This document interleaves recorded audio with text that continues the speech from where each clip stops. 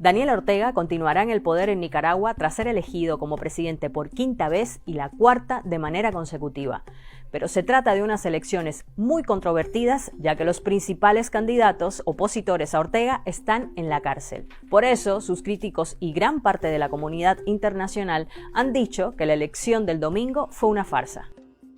Ortega, declarado ganador con más del 75% de los votos, rechazó esos cuestionamientos y arremetió contra aquellos que dijo siguen con sus prácticas colonialistas. Que aquí en Nicaragua gobierne el pueblo nicaragüense y no los gobiernos europeos.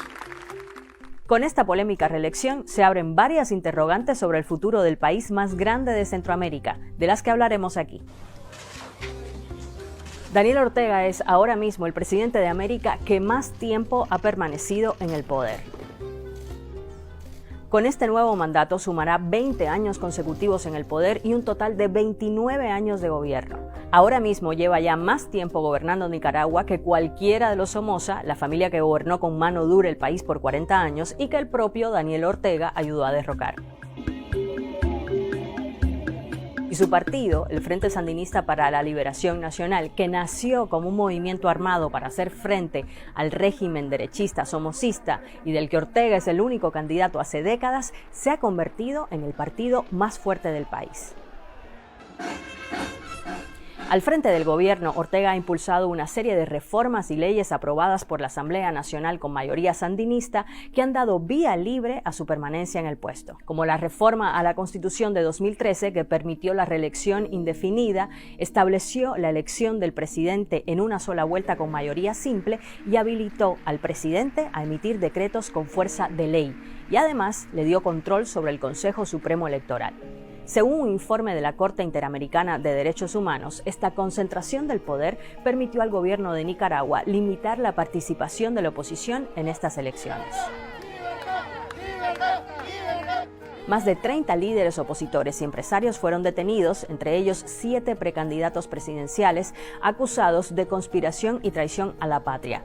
El presidente nicaragüense se defendió de las críticas a las detenciones de opositores, asegurando que no se trataba de juzgar a políticos ni candidatos, sino a criminales que intentan organizar otro golpe de Estado en su contra, como el que según él se preparó el 18 de abril de 2018.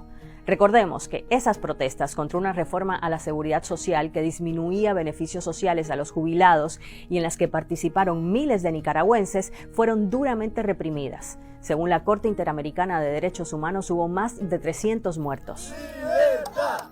¡Libertad! Y para muchos analistas marcaron un antes y un después en el gobierno de Daniel Ortega y el comienzo de la caída libre de su popularidad, impulsada además por la pandemia de coronavirus y su impacto económico.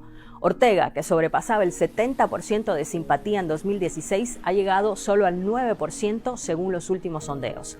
De hecho, una encuesta de septiembre de CID Gallup sugería que Ortega habría perdido ante cualquiera de los candidatos que están en la cárcel. Aunque la reelección vuelve a darle mayoría absoluta en la Asamblea, queda abierta la interrogante de cómo serán los próximos años de su gobierno en pleno conflicto con la oposición.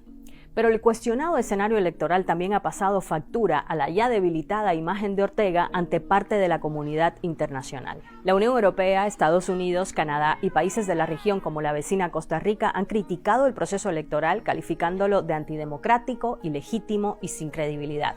Y Estados Unidos ha pasado de los pronunciamientos a las acciones con la misma fórmula aplicada para Cuba o Venezuela, con sanciones a 28 funcionarios nicaragüenses, incluyendo a la vicepresidenta del país y esposa de Ortega, Rosario Murillo, junto a 4 de sus hijos.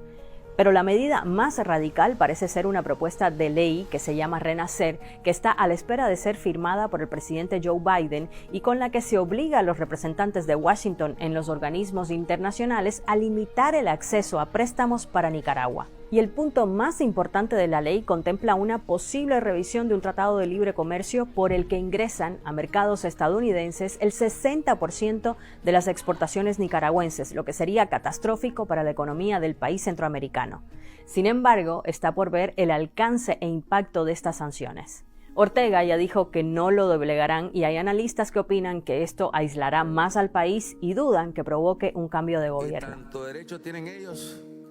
Lo que parece que está claro es que de concretarse, estas sanciones profundizarán la crisis económica que ya atraviesa el país.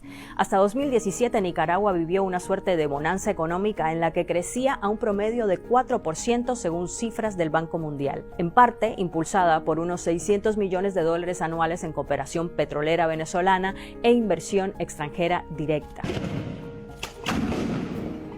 Pero con las protestas de 2018 que paralizaron el país, esta tendencia comenzó a revertirse.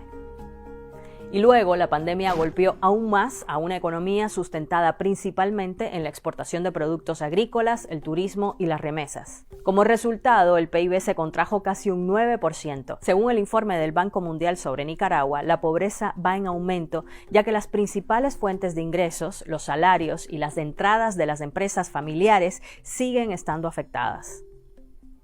Por otra parte, una parte del sector empresarial, antes aliado de Ortega, ha pasado a ser su rival. Y de hecho, entre las últimas detenciones del gobierno se encuentran también líderes de la empresa privada. Durante más de una década, muchos de los grandes empresarios apoyaron las reformas políticas y económicas impulsadas por el gobierno izquierdista de Daniel Ortega, como cambios tributarios y reformas en sectores como el energético y el bancario, que favorecieron al sector empresarial y abrieron las puertas a las inversiones nacionales y extranjeras. Pero ahora Ortega acusa a algunos empresarios de traición a la patria y están tras las rejas. Una ruptura que, según varios analistas en Nicaragua, también tuvo su origen en las protestas del 2018, cuando una parte importante del sector empresarial, preocupada por la posibilidad de que el gobierno de Ortega cayera, le retiró su apoyo en medio de las manifestaciones y la represión que le siguió. Ahora la interrogante es cómo continuará la relación con el sector privado tras las elecciones. Muchos analistas opinan que la postura de los empresarios será clave no solo para el futuro económico del país, sino también político. Solo una más de las interrogantes que abre el nuevo y poco sorpresivo periodo presidencial de Ortega en Nicaragua.